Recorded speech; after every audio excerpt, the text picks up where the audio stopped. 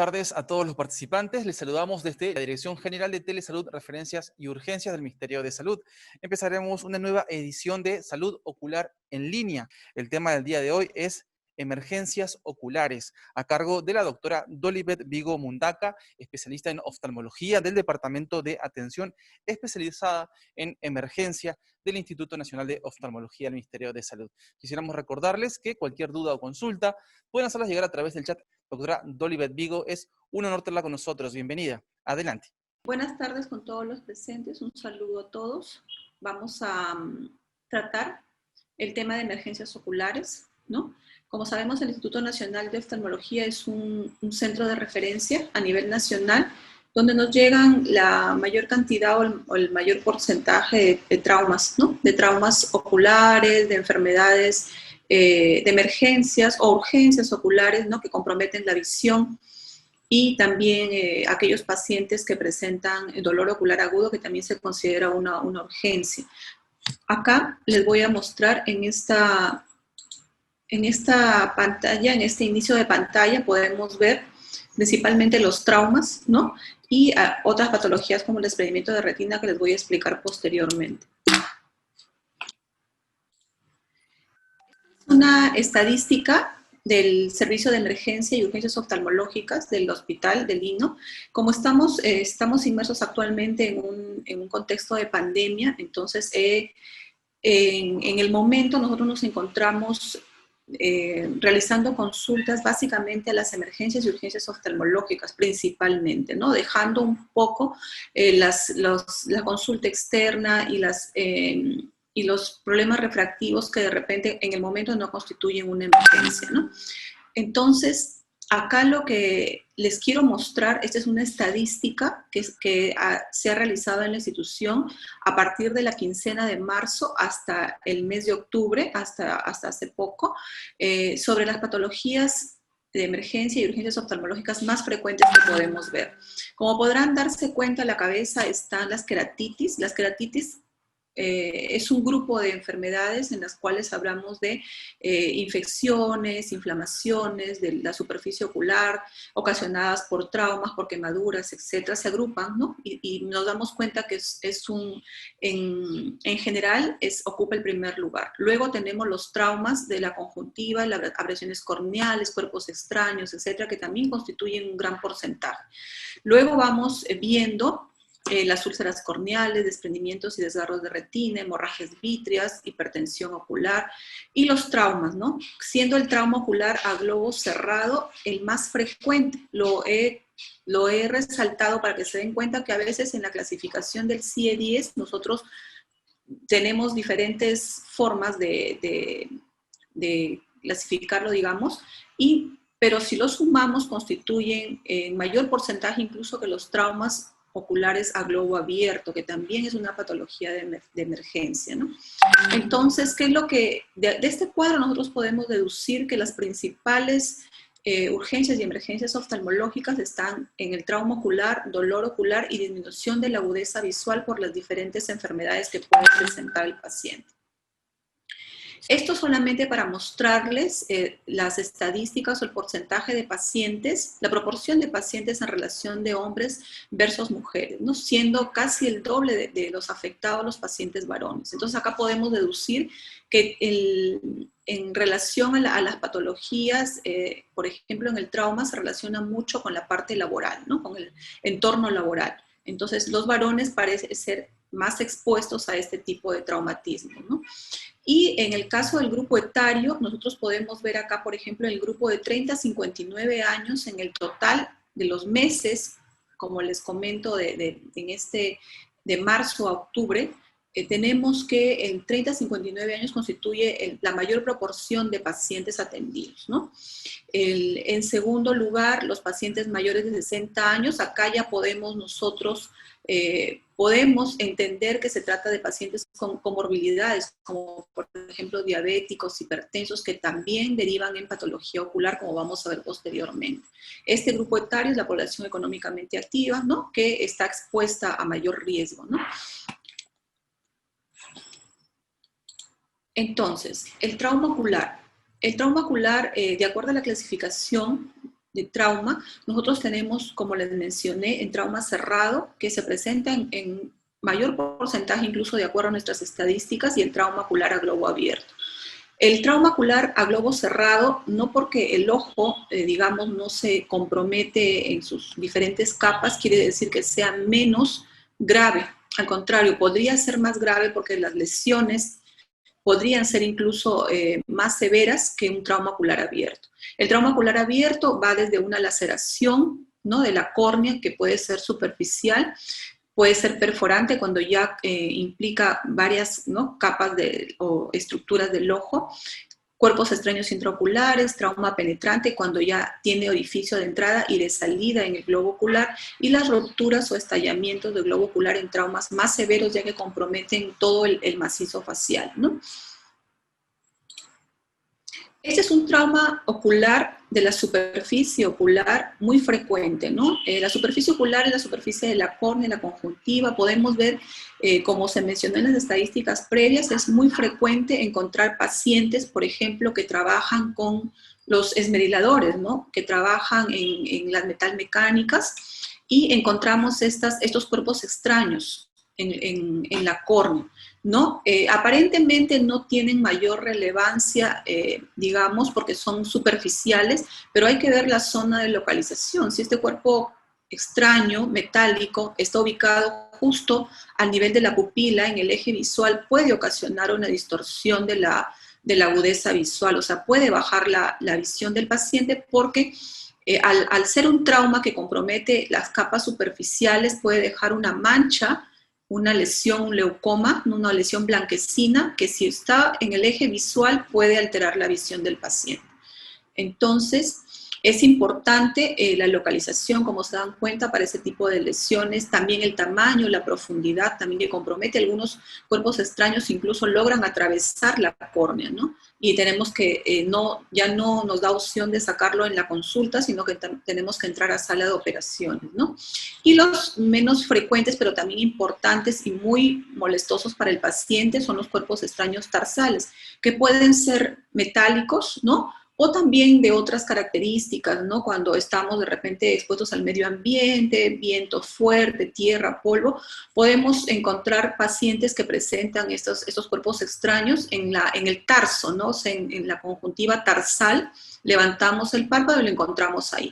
Entonces, ¿qué es lo que ocasiona este cuerpo extraño en el tarso? Como está en roce con la córnea, se dan cuenta esta coloración verde es porque se ha lastimado, es como si se hubiera raspado toda la córnea, y a la córnea, al ser una superficie, al tener el epitelio lastimado, digamos, ocasiona fotofobia y dolor intenso al paciente, ¿no? Entonces, el tratamiento es extirpar el cuerpo extraño, tanto corneal, tarsal, o puede ser también conjuntival, y en este caso nosotros aplicamos un ungüento antibiótico y parchamos el ojito para que estas lesiones que son superficiales se recuperen en el menor tiempo posible, ¿no? Sin dejar secuelas, en el mayor de los casos, como le digo, a no ser que esté afectado el eje visual. En los traumas oculares, según la clasificación que vimos previamente, cerrados y abiertos, los traumas cerrados, les comenté que da un buen porcentaje de nuestra emergencia, son laceraciones o lamelares, que no son lesiones superficiales que no logran penetrar la córnea, pero que ha habido un trauma. Entonces nosotros, cuando el paciente llega a la emergencia, obligatoriamente estos pacientes con trauma tenemos que dilatar la pupila, porque al tener el antecedente de trauma, nosotros tenemos que descartar que no solamente presente esta lesión, pueden haber lesiones dentro del ojo, ¿no?, que afecten la retina, que afecten el nervio o el vitrio si es que hay un sangrado, ¿no? Este es un trauma ocular cerrado, digamos, superficial, ¿no? Claro que tenemos que descartar que no haya compromiso más posterior, más interno en el ojo. Este es un trauma cerrado con mayor compromiso. Si se dan cuenta, el iris está alterado, la pupila impresiona dilatada, pero es porque se ha roto este esfínter. Se observa como, si se dan cuenta, como una coloración rojiza, que nos indica que ha sangrado la parte anterior, en el segmento anterior del ojo. No podemos evaluar la parte posterior, aún estando la pupila dilatada, no lo podríamos evaluar porque da la impresión que incluso hubiera sangrado por dentro del ojo. Entonces, ¿qué hacemos acá? Completamos la evaluación con una ecografía una vez que hemos descartado que no sea un trauma abierto, que no tenga heridas tanto en la esclera y estamos descartando que tenga heridas en la córnea. Además, estos traumas van acompañados, por ejemplo, en este caso es algo leve, como les digo, entre comillas leve, porque siempre tenemos que descartar compromiso posterior, porque vemos un párpado edematoso, no muy hinchado, porque hay pacientes que presentan incluso un edema palpebral intenso que no nos permite abrir el ojo para poder evaluarlo en primera instancia. Tenemos que colocar hielo el primer día, segundo día, hasta que nos permite evaluar completamente el ojo, ¿no? Pueden acompañarse de otras lesiones de párpado, pueden acompañarse de lesiones de la vía lagrimal, lesiones en la conjuntiva, puede haber hemorragias subconjuntivales. Cuando el golpe es muy fuerte, se puede haber catarata traumática. Incluso el cristalino con el golpe puede desprenderse de su zona donde está y cambiar de posición, ¿no? O irse para dentro del ojo, ¿no? Puede haber fracturas también en la órbita, ¿no? La zona medial es la más débil, digamos, y puede lesionarse las celdas etmoidales en esta área. También nos puede ocasionar eso un trauma cerrado, ¿no? Los traumas oculares abiertos hay, como vieron la clasificación, diferentes formas de catalogarlos. Son una variedad infinita de traumas, diferente localización, diferentes componentes. Por ejemplo, acá este es un metal, ¿no? Que se ha incrustado en la córnea. Esto entra a sala de operaciones, obviamente, porque nosotros no sabemos hasta dónde este metal se ha incrustado, ¿no? Si no vemos el final de la otra punta que ha ingresado, nosotros no podemos extraerlo así nada más en lámpara de hendidura, tenemos que entrar a sala, porque no sabemos el tamaño en este caso de este alambre, ¿no? Que hasta dónde y qué estructura está comprometiendo. Lesiones, por ejemplo, una lesión limbar corneal, donde hay una lesión lo suficientemente importante como para que ya se empiecen a prolapsar las estructuras internas, en este caso como el iris, ¿no? Entonces, nosotros tenemos que entrar a sala con este paciente para digamos, reestructurar, ¿no? La anatomía del ojo y tratar de que el paciente pueda recuperar en algo la anatomía y sobre todo conservar la función visual, ¿no?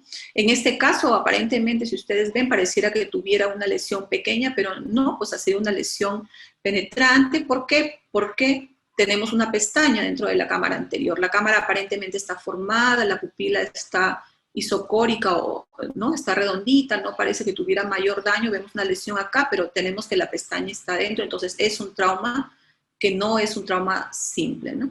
Nosotros evaluamos a los pacientes con trauma en una escala, ¿no? Agudeza visual, el de PAR, cómo es que llega la emergencia para nosotros poder establecer su pronóstico, ¿no? Y desde inicio conversamos con el paciente. Si es un paciente que viene con una visión muy desmejorada, por ejemplo, en este trauma nosotros podemos esperar que el paciente, si es que es una lesión solamente en esta zona, podemos esperar que de repente su función visual no sea muy afectada. Pero, por ejemplo, en este trauma, no podemos esperar que el paciente tenga una visión buena, ¿no? Nosotros podemos ofrecer la cirugía, reestructurar la anatomía ocular, pero las estructuras internas del ojo están severamente dañadas.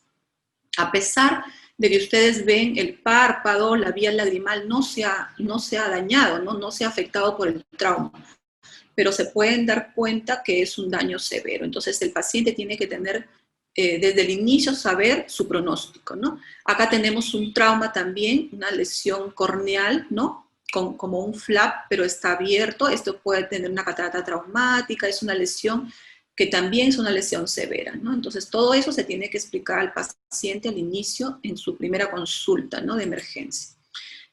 Como les dije, adicionado al trauma ocular, del globo ocular abierto, está el trauma palpebral. A veces se acompaña con trauma del párpado o lesiones del párpado, a veces no, como han visto.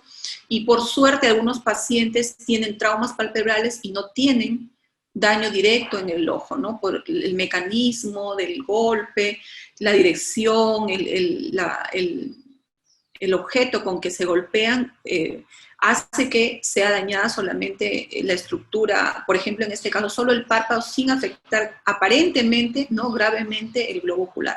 Una vez que hemos reparado el párpado, tenemos que evaluar, lo evaluamos ya en la emergencia previamente, pero luego tenemos que seguir controlando a ver si no hay cambios, porque igual constituye para el ojo un trauma cerrado, ¿no? Y una herida de párpado.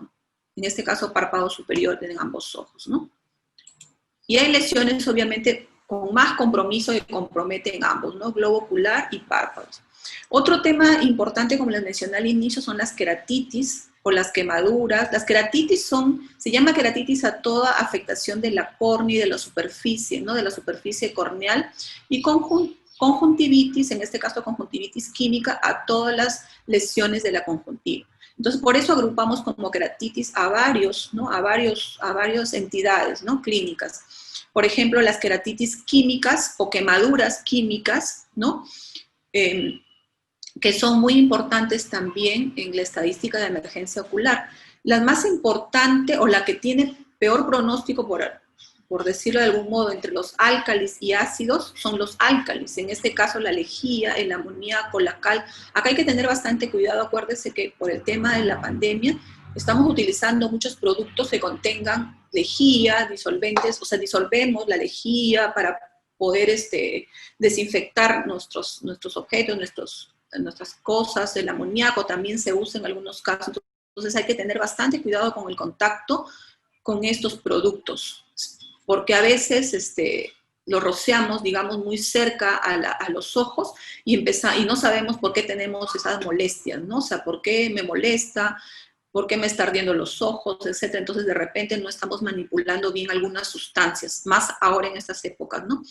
Entonces, ¿qué es lo importante? Cuando el paciente llega a la emergencia, preguntarle a qué hora sucedió, ¿no?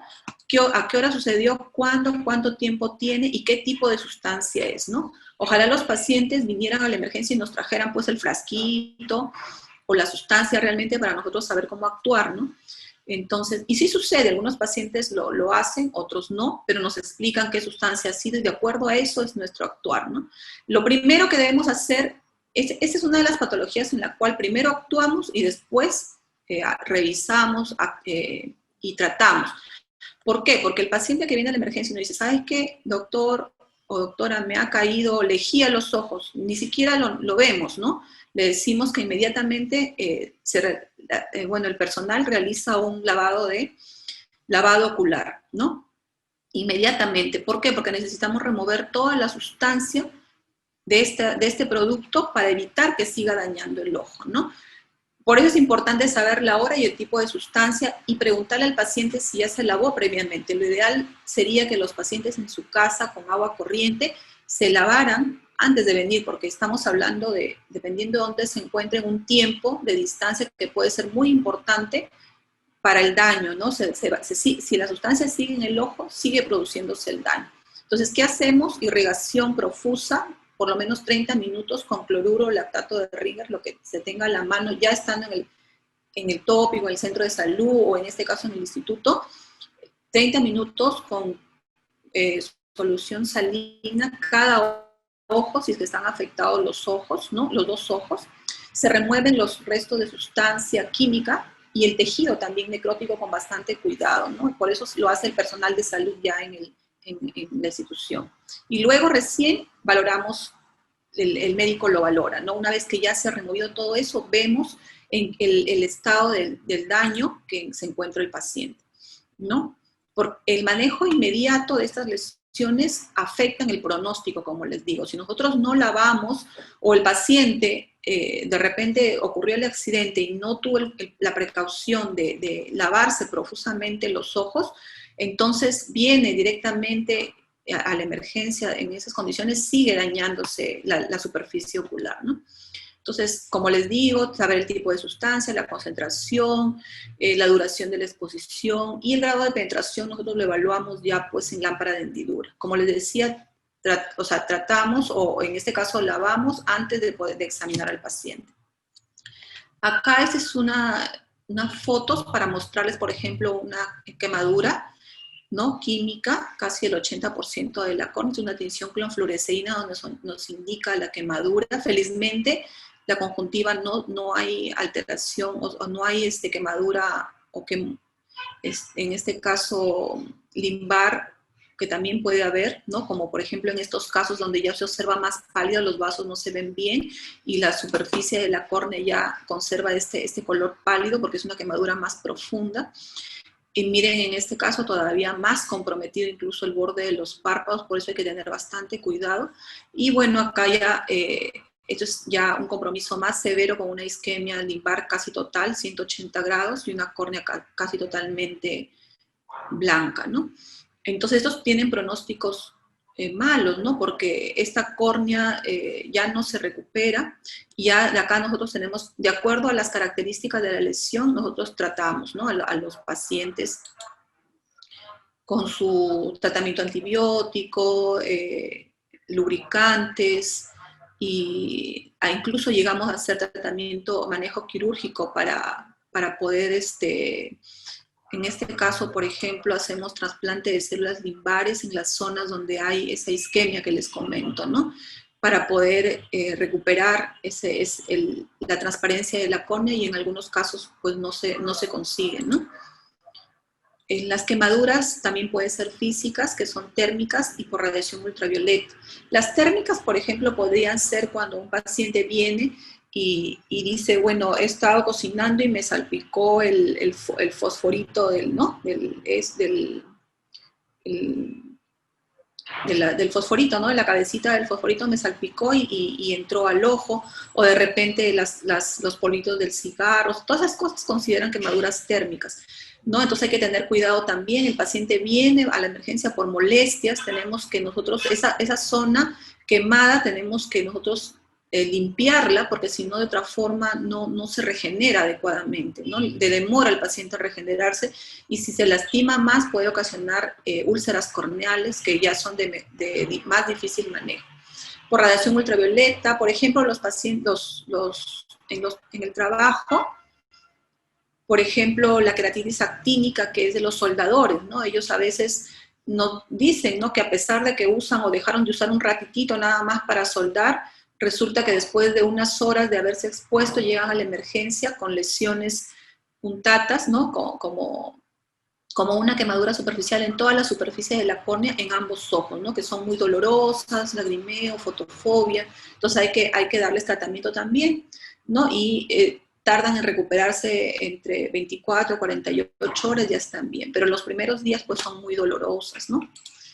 Entonces, importante en estos casos pues es, si estamos, bueno, en lo que respecta a la parte ocular, pues usar sus lentes de protección, sus caretas de protección para los soldadores, para evitar los traumas oculares, las quemaduras, ¿no? Eso es muy importante. Y bueno, la protección en el trabajo, pues de acuerdo a lo que el trabajador desempeñe, pues llevar una adecuada protección para evitar traumatismo, ¿no? Ahora, el dolor ocular agudo también constituye una emergencia.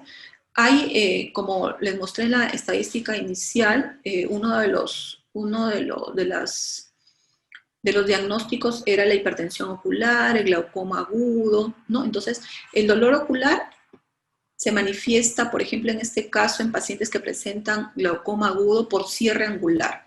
Entonces, el cierre angular, ¿qué cosa es? Pacientes que presentan ojo pequeño tienen tendencia a tener una cámara anterior más estrecha, más finita. Entonces, tienen esa predisposición a que se produzca un bloqueo en esta zona. Entonces, ese es un tipo de glaucoma que a veces debuta así, con cierre angular y con dolor agudo, que puede ser intenso, dolor de cabeza, ojo rojo, edema de la córnea, el paciente ve borroso. Usualmente el dolor ocular agudo con emergencia se acompaña también de disminución de la visión y también de ojo rojo en algunos casos. Entonces hay que saber evaluar. Entonces, además de la cefalea, algunos pacientes cuando la presión ya es mayor de 40, a veces 70, lo normal es 21 para un ojito. Entonces, cuando ya tu presión es más de 3 veces o 2 veces lo normal, pues el dolor es intenso. Náuseas, vómitos incluso presentan los pacientes. Hay que tener bastante cuidado con estas patologías, ¿no? Y estos pues es de manejo oftalmológico. Se tiene que realizar tratamiento antihipertensivo, ¿no? Y de repente a veces también, no solamente tópico, sino también vía oral, sistémico, para poder bajar la presión y poder controlar estos cambios que se han producido en el ojo por la presión alta, ¿no? Las patologías infecciosas también forman parte del dolor en los pacientes, también causan dolor. Las patologías infecciosas son las queratitis ulcerosas o úlceras corneales, ¿no? Por eso le decía que el término queratitis es muy amplio y por eso constituye también una proporción grande de los diagnósticos de emergencia. Entonces, las úlceras corneales también provocan dolor. Es un dolor agudo porque el paciente empieza a formar la lesión y la córnea es muy dolorosa y empieza con dolor. Por ejemplo, acá es una úlcera bacteriana teñida, ¿no? Para ver el tamaño, ocupa el eje visual, esto afecta el pronóstico visual porque está ocupando el eje visual. Cuando cicatrice, esto va a estar, va a formar un leucoma, que es una cicatriz blanca, y probablemente el paciente ya no vea igual que antes. Es bacteriana, puede ser micótica, esta es una úlcera que de sospecha de ser micótica por sus características que tiene, ¿no? Se acompañan de hipopión, que es infección del segmento anterior también, ¿no? También hay que tener en cuenta las infecciones, las úlceras virales, las causadas por herpes, que son características, son en forma de dendritas, como un arbolito, ¿no?, que se tiñen con la fluoresceína, también son muy molestosas y de acuerdo a donde se ubiquen también afectan la visión y causan molestias. Hay que tener en cuenta los pacientes que usan lentes de contacto. Es muy importante, todo paciente que usa lente de contacto y tiene molestias, acudir a la emergencia. Primero sacarse el lente de contacto, ¿no? Y si es posible acudir a la emergencia con el lente de contacto en la mano. También para nosotros, no solamente cuando nosotros nos encontramos con un paciente con úlcera corneal, salvo las úlceras virales que son muy típicas, estas úlceras bacterianas, que también hay parasitarias, micóticas, tenemos que hacerle un estudio que es el microbiológico y el cultivo para determinar de qué germen estamos hablando. Entonces, en los usuarios de lente de contacto es muy importante que lleven su lente de contacto, porque también lo evaluamos en el laboratorio para buscar gérmenes y dar el mejor tratamiento. Y el trauma con vegetal es muy típico para las úlceras micóticas. El paciente que viene, que trabaja en el campo, que dice, bueno, yo estuve, no sé, pues embolsando cebollas o estuve cortando ramas en su labor que desarrolla y tuvo un contacto con una rama o con esas pajitas, como le digo, de la cebolla o los vegetales, ellos es muy probable que desarrollen hongos, ¿no? Una úlcera micótica. Y estas úlceras micóticas son agresivas, ¿no? No se mejoran rápidamente, hay que seguir al paciente por largos periodos de tiempo para que ellos se mejoren y aún así pueden quedar secuelas, ¿no? Secuelas que afecten la visión del paciente. Y en pocos casos también van a cirugía para poder hacer recubrimientos porque ya la córnea se daña de tal forma que tenemos que hacer recubrimientos conjuntivales y bueno, ya los casos extremos se van a trasplante, etcétera, ¿no? Entonces, lo ideal es que el paciente en estos casos pues vaya a la emergencia, ¿no? A veces demoran en acudir a la emergencia. Otra patología inflamatoria que también nos ocasiona dolor, en algunos casos un dolor más agudo, no siempre, es un dolor muy intenso. Hay que tener en cuenta también la patología de la uvea, la uveitis anterior principalmente. También ocasiona disminución de agudeza visual porque se acompaña de ojo rojo y, por ejemplo, ven ustedes acá estos precipitados retroqueráticos, inflamación en la cámara anterior, ¿no? Entonces todo esto es como si estuviéramos, se altera, ¿no?, la transparencia de la córnea y el paciente se acompaña de disminución también de la agudeza visual, dolor, ¿no? Y a veces también ojo rojo sin legaña, ¿no? Acá podemos ver también estos nodulitos que no son normales en el borde del iris. Todas estas características nos dicen que estamos hablando de un proceso inflamatorio, ¿no? Que puede ser, usualmente es unilateral, en algunos casos es bilateral de acuerdo a los antecedentes que trae el paciente. Se presentan en artritis reumatoidea, o sea, enfermedades inflamatorias inmunológicas como la artritis, por ejemplo, ¿no? Este es un cuadro comparativo donde vemos pues las queratitis, ¿no? Que nos dan dolor, las uveitis, el glaucoma, ¿no? Que son dolores súbitos. La uveitis es un dolor un poco más gradual, pero en algunos casos los pacientes lo manifiestan como agudo, 2-3 días también, con las características que ya les he mencionado, ¿no? Entonces, constituyen urgencias oftalmológicas. Las conjuntivitis no se consideran emergencias ni urgencias oculares.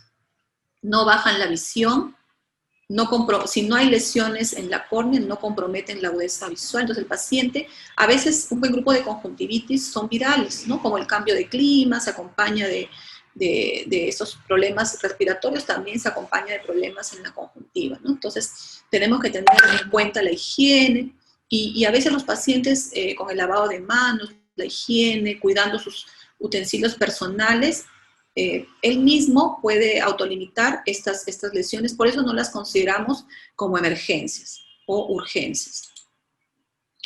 La disminución de la agudeza visual también constituye una parte importante de las emergencias o urgencias oftalmológicas. Esto tiene mucho que ver con los antecedentes que trae el paciente, ¿no? Porque como les mencioné en la estadística inicial, el segundo grupo mayor de 60 años en afectarse, en acudir a la emergencia es este grupo etario mayor de 60 años. Entonces, ¿qué observamos en estos pacientes? Enfermedades de fondo, ¿no? Como la diabetes, la hipertensión, enfermedades cardiovasculares, síndromes polimetabólicos que van con alteración del colesterol, triglicéridos y otras enfermedades propias de la edad, ¿no?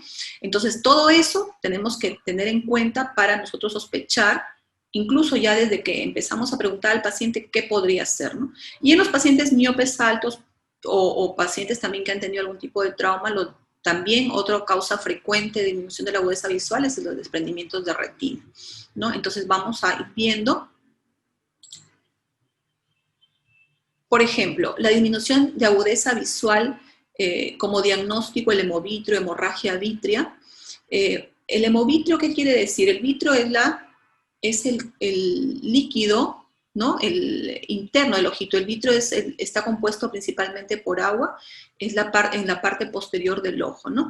Entonces, ¿qué es lo que sucede? En el paciente diabético de larga data o pacientes mal controlados o pacientes que ya tengan retinopatía diabética, que presenten pequeñas microhemorragias y sangrados pequeñitos, quiere decir que ellos están formando vasos anómalos, o sea, es una retinopatía diabética, ¿no? O sea, el daño de los vasos de la retina. Son la microcirculación de la retina está dañada, se forman neovasos, que son vasos nuevos, que no son normales. Y como no son normales, pues sangran. ¿Y qué es lo que hace al sangrar? Tiñen el vitrio, ¿no? Que es transparente, lo tiñen de sangre, ¿no? Se llena de sangre y ocurre que baja la disminución de forma brusca, ¿no? En el paciente diabético mal controlado. Entonces, ¿qué es lo que hace el médico? Si no podemos ver nosotros bien en el fondo de ojo, tenemos que hacer una ecografía para confirmar el diagnóstico del sangrado o de la sospecha del diagnóstico por el antecedente que es paciente diabético. Entonces, nosotros hacemos el diagnóstico y el médico de retina, que es el especialista en este tema, es el encargado de decidir en qué momento este paciente, si necesita cirugía, si va para cirugía para remover este sangrado y evitar mayores complicaciones en la retina de este paciente. Cuando el paciente ya con hemovitrio, o sea, el paciente diabético llega con hemovitrio, quiere decir que el estado de su retinopatía diabética es avanzado. Entonces, el pronóstico visual es reservado, ¿no? Porque ya si el daño de la retina por la diabetes ya se produjo, los daños, así como en el riñón, en el corazón, se daña de forma irreversible, los vasos, ¿no? Los microvasos se dañan, igual sucede en el ojo. Entonces, lo que hace el médico, en este caso el médico especialista en retina, es tratar de rescatar la visión que tiene el paciente, tratar de mejorar, pero los daños siempre el paciente tiene que saber que son irreversibles, ¿no? Es como ganarle a la enfermedad un tiempo más, pero si el paciente no se cuida o no sigue las indicaciones, sigue con su mal control de diabetes, ese paciente, el pronóstico es muy reservado. Otras causas de disminución de la agudeza visual de manera aguda, de manera brusca, es las patologías vasculares, ¿no? Que usualmente están relacionadas con problemas de hipertensión arterial, problemas cardiovasculares. ¿no? Uno de los problemas que se constituye una urgencia, una emergencia oftalmológica, es la obstrucción de la arteria central de la retina, que usualmente es un paciente que está comprometido en la parte cardiológica, es un paciente probablemente con triglicéridos altos, colesterol alto, descompensado. Es un émbolo que llega a la arteria central de la retina y se dan cuenta que toda la retina está pálida, ¿no? Es como, esta es una emergencia, si no la tratamos en 6 horas, incluso tratándola antes, el pronóstico es muy reservado y la visión se pierde del paciente en este ojo. Pero ese no es el problema más importante, porque así como ocurrió este émbolo y dañó el ojo severamente, puede haber ocurrido ese émbolo que vaya directo al cerebro, que vaya directo al corazón. O sea, ese paciente... una vez que nosotros corroboramos el diagnóstico, que ya vemos que el paciente vino después de 24 horas y ya no podemos hacer nada, lo que hacemos es derivarlo a su cardiólogo y que lo examine completamente, porque ese paciente en realidad es grave, ya hablando sistémicamente, está grave, ¿no? Sistémicamente. En la obstrucción de la vena central de la retina, esta es la parte arterial, y en la parte venosa, ¿no? Por trombosis, ocurre en pacientes hipertensos, ¿no? Es un sangrado que se produce, como ven acá, cuando es toda la vena, se produce estas lesiones típicas, ¿no? de la obstrucción de la vena central de la retina, con edema del nervio óptico, edema de la mácula. Tiene un pronóstico también reservado, ya que si no lo tratamos adecuadamente o si el paciente no se da cuenta o no acude a la consulta pasados los 3 meses, esto ocasiona un glaucoma neovascular, que es el glaucoma de los 3 meses, ¿no? O sea, esto tiene que tratarse con láser, lo tiene que ver también el médico de retina, ¿no? Para realizar el tratamiento adecuado y evitar las secuelas, ¿no? Y en este caso también ocurre, y eso también es una obstrucción venosa, pero de rama, o sea, solamente está comprometida la rama superior. En este caso es un compromiso un poquito amplio de la rama, a veces se compromete un poco menos, sin dañar la mácula, y el paciente pierde este campo visual, o sea, esta zona de visión pierde, ¿no? Pero el resto se conserva y el paciente puede conservar una agudeza visual aceptable. En este caso, de repente, el pronóstico es más reservado porque está comprometida toda la retina, el nervio y la mácula, ¿no? Entonces, por eso es importante encontrar la causa que desencadena todo esto y el control de los factores de riesgo cardiovascular principalmente. Entonces, otro problema importante de la disminución de la agudeza visual aguda es el desprendimiento de retina. Entonces, el desprendimiento de retina, como les mencioné, se da en aquellos pacientes que son miopes altos, ¿no? Ellos están, digamos, predispuestos genéticamente a tener estas pequeñas lesiones, desgarros o lesiones tipo latiz, ¿no? Como zonas más debilitadas en la periferia de la retina, y a partir de esto es que la retina se desprende, ¿no? Entonces acá vemos una retina, una foto clínica de una retina desprendida ampliamente, ya que compromete la mácula. Entonces este paciente ve muy poco. El pronóstico también es reservado. Estos pacientes van a cirugía para tratar de aplicar esta retina, o sea, volverla a pegar, ¿no? Y esperar que al momento de pegarla, ¿no? Otra vez estos fotorreceptores vuelvan, digamos, a conectarse y nuevamente realizar su función. Por eso que el pronóstico es reservado, porque nosotros podemos ver un paciente que llega a los 2, 3 días y podemos ver al paciente que llega a un mes. Entonces, imagínense un mes con la retina desprendida, estos fotorreceptores se dañan también de forma irreversible. Entonces, eso hay que tener en cuenta, por eso se constituyen urgencias oftalmológicas. El paciente nos viene comentando, bueno, estaba tranquilo y de repente no veo bien, veo borroso, veo como una cortina, una sombra, o empecé viendo luces. Entonces, solo el paciente tiene que darte esas características para ir sospechando el diagnóstico, ¿no? Y si le preguntas si es miope alto, tuvo algún trauma, entonces ya nos da una idea de que podría tratarse un desprendimiento de retina. Entonces, para estos casos, pues nosotros, como han visto, ¿no? Necesitamos prevención también, ¿no? O sea, la diabetes, la hipertensión son enfermedades que pueden ser controladas, ¿no? Las enfermedades cardiovasculares. Si bien es cierto, hay diabéticos, hay hipertensos que, según su propia manifestación, ellos se controlan y hacen todo, y a pesar de eso, pues la diabetes es un poco más agresiva, pero el porcentaje más alto de pacientes se puede controlar. Entonces, al controlarnos en el tiempo, evitamos el daño En este caso, ¿no? Hablando de la parte ocular, evitamos el daño de la retina, el nervio óptico también, ¿no? Entonces evitamos haciendo este control médico, periódico, y si tenemos antecedentes con más razón, ¿no? Acudir al médico con tiempo, porque pacientes jóvenes de 40, 50 años vienen con daños severos, ¿no? Entonces eso no es posible, no sería posible si el paciente tuviera un poco más de control a nivel sistémico, ¿no? Entonces, básicamente, eso es lo que les quería comentar de las principales emergencias que nosotros vemos en el hospital. Y no sé si tengamos preguntas. Nos preguntan así, dice así. ¿Cuál es el protocolo que debe seguir un personal de salud del primer nivel de atención al recibir un trauma ocular a globo abierto y cerrado? Bueno, el protocolo, primero si estamos hablando de un primer nivel de atención, ¿no? Preguntar las características del trauma, ¿no? En qué condiciones se ha dado, ¿no? En el trabajo, en la casa, cuál fue el objeto que provocó el trauma, de repente vidrio, de repente metal o madera, etcétera. Entonces, una vez que nosotros, usualmente el primer nivel de atención probablemente no se cuente con lámpara de hendidura para determinar realmente si hay, por ejemplo, una herida escleral, una herida corneal que no se pueda ver bien, o a veces presenta un ojo rojo intenso, una quemosis o edema de párpado y no se puede evaluar.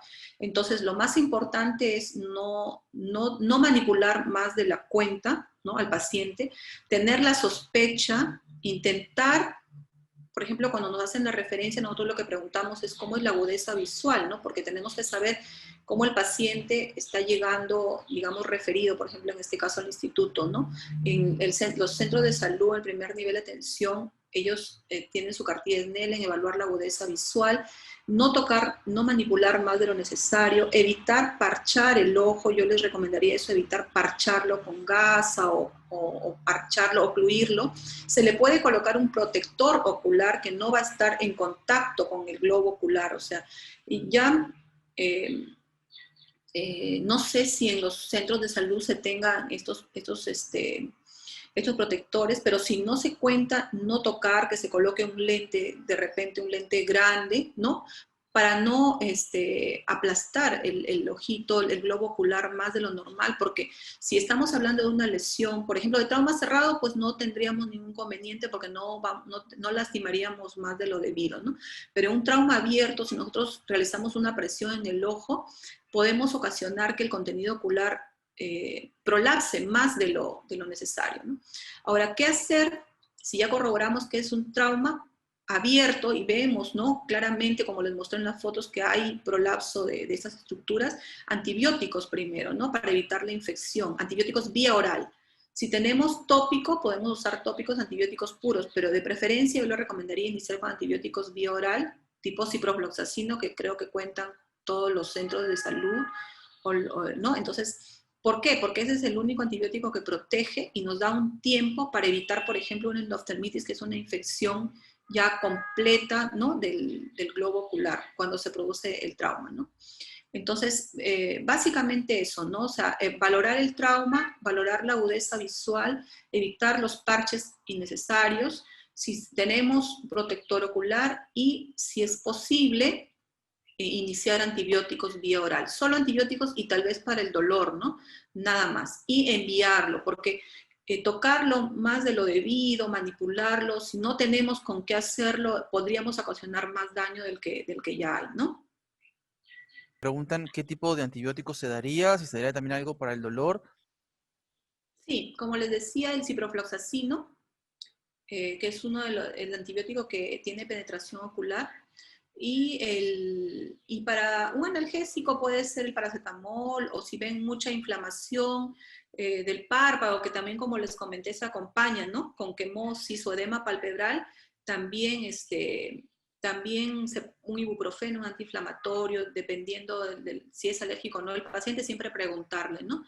Ahora, si es que estamos absolutamente seguros, ¿no? Bien seguros de que con una linterna, si no contamos con lámpara de hendidura, que el ojo, el globo ocular no está comprometido, y el párpado solamente está hinchado, podemos empezar, por ejemplo, con hielo local, ¿no? Colocarle hielo para que vaya desinflamando y nos permite evaluar. Pero si tienen duda, mejor enviarlo directamente con la menor manipulación posible, ¿no? Igual acuérdense que, por ejemplo, lo que hagamos en las primeras horas, lo importante es no manipular para hacer daño, sino nosotros nos demoramos unas horas en enviar al paciente el pronóstico visual. Ya cuando el daño se realizó, si el daño fue leve o el daño fue severo, el pronóstico no va a cambiar en unas horas. Entonces, por eso es importante no manipular para no dañar más y enviar rápidamente para nosotros poder actuar lo más pronto posible, ¿no?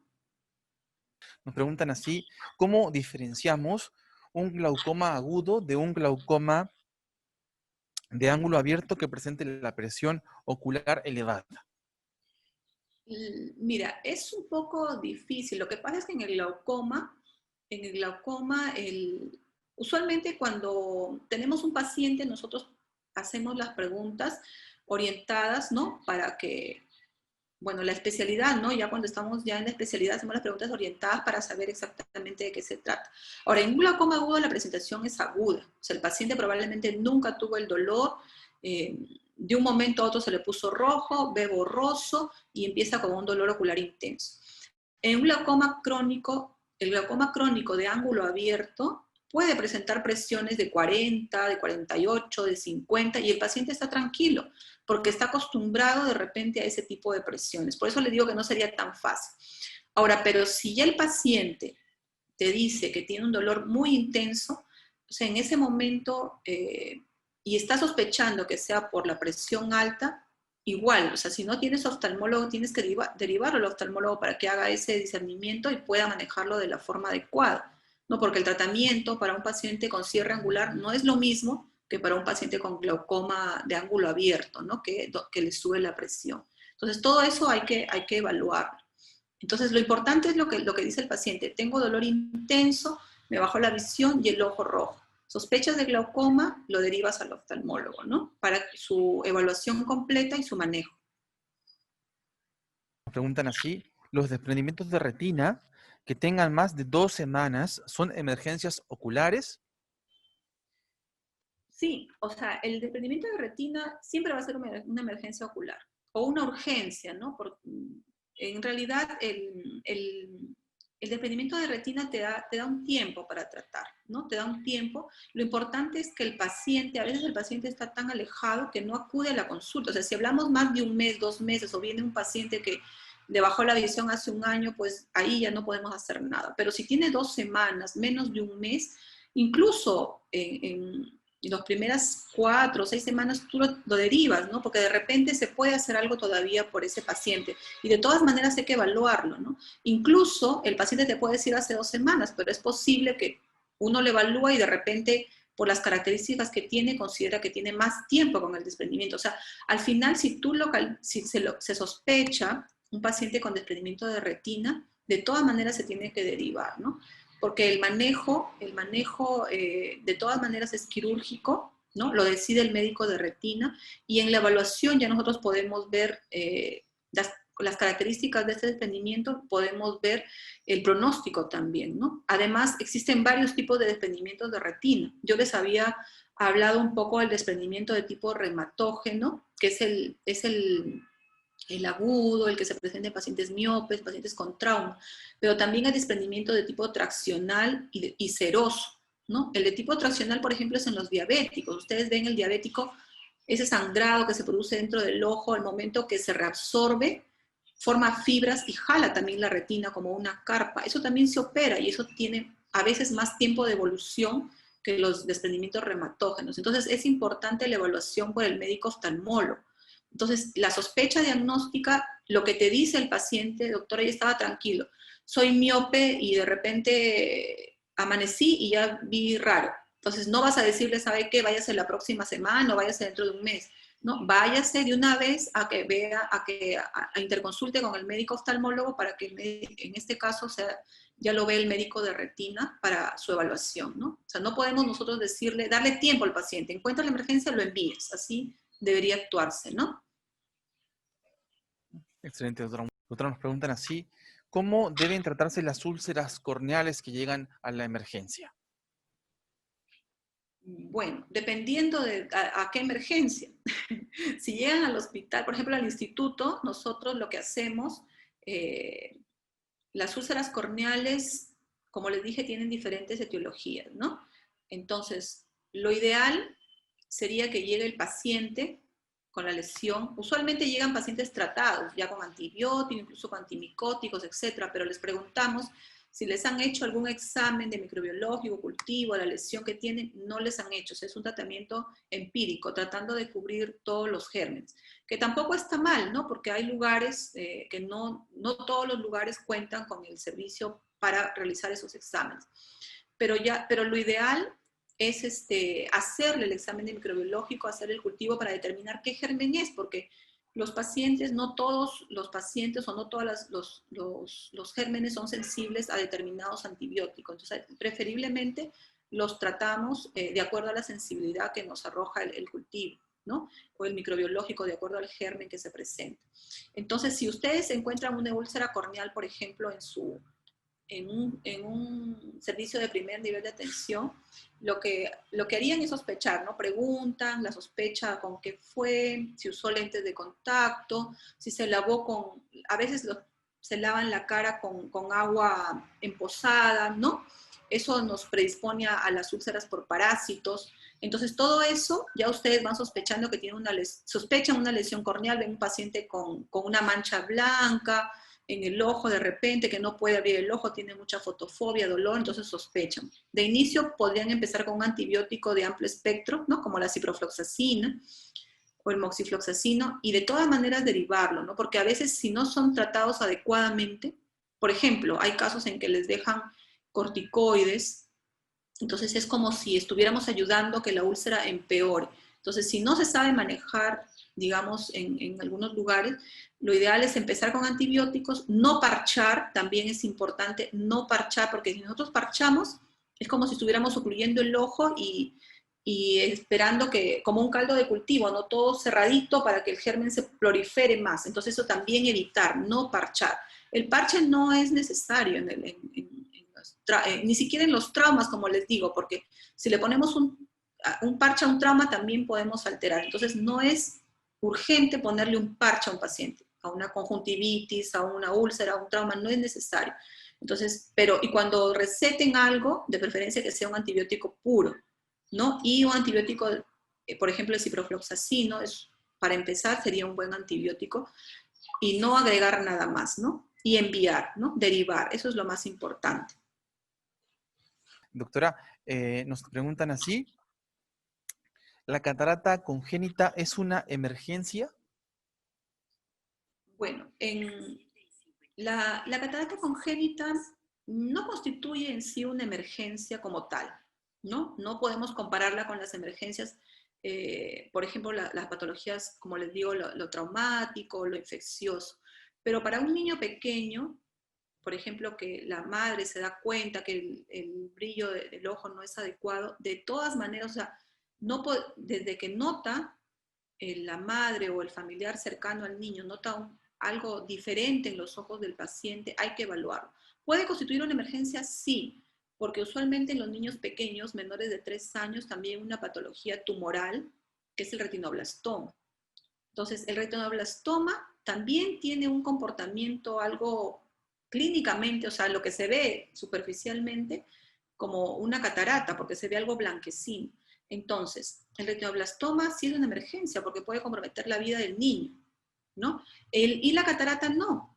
Pero la catarata, ¿por qué tendríamos que tratarla, digamos, oportunamente? Más que como emergencia, oportunamente, porque ese niño puede ambliopizar, ¿no? O sea, está desarrollando su función visual, está desarrollando, y ya con la catarata no le permite desarrollar adecuadamente y puede ocasionarse una posterior ambliopía, etc. Entonces es importante, por eso el examen ocular es importante desde pequeños, ¿no? Desde bebés, todas las edades, ¿no? No hay edad para evaluación oftalmológica.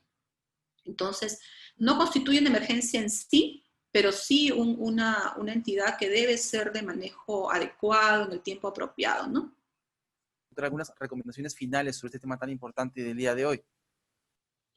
Bueno, como mencionamos en la charla, las emergencias oculares más prevalentes que hemos visto, por lo menos en la emergencia del lino, son las enfermedades o sea, los traumas. El principal, como han visto, es el cuerpo extraño intraocular, el cuerpo extraño corneal. El intraocular ya es un trauma más severo, el cuerpo extraño corneal, las queratitis, las quemaduras, las úlceras son muy importantes. Hay que tener en cuenta la protección, ¿no?, en el trabajo, ¿no? La protección en el trabajo, los soldadores, los pacientes de metalmecánica y construcción, en la misma casa, como les mencioné, para las quemaduras químicas, los niños también hay que tener en cuenta, no dejar al alcance de los niños, las sustancias químicas, más ahora en tiempos de pandemia, hay que tener bastante cuidado, nos llegan bastantes niños a la emergencia. Ayer mismo en la noche había 2 niños que les había caído lejía, o combinaciones, ¿no?, de lejía que hacemos nosotros para poder limpiarnos las superficies actualmente ahora más que antes, ¿no? Entonces hay que tener bastante cuidado con eso, prevención, ¿no? Y en la parte, por ejemplo, de ya las enfermedades sistémicas que se relacionan con problemas oculares, pues controlar también. Si se dan cuenta, en general es prevención, ¿no? Prevención en el trabajo, prevención en el mismo paciente para cuidar su salud, ¿no? Es muy importante eso, ¿no? Excelente. Muchísimas gracias y felicitaciones, doctora Dolibet Vigo Mundaca, por esta excelente telecapacitación. Doctora, le veremos pronto en próximas telecapacitaciones y un gran aplauso para usted, doctora. Muchas gracias. Muy gracias.